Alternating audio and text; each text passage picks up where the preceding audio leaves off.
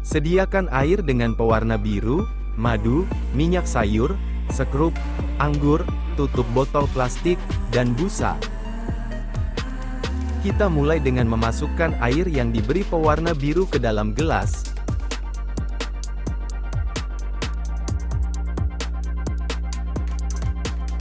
Selanjutnya, kita tambahkan madu perlahan.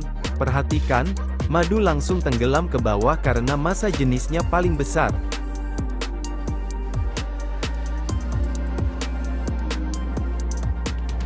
Lalu, kita tuangkan minyak sayur di atas air. Minyak mengambang karena massa jenisnya lebih kecil dari air. Sekarang, kita uji benda-benda berbeda. Pertama, sekrup. Sekrup langsung tenggelam ke dasar, menunjukkan massa jenisnya lebih besar dari madu. Kedua, anggur. Anggur berhenti di antara air dan madu, karena massa jenisnya berada di tengah-tengah.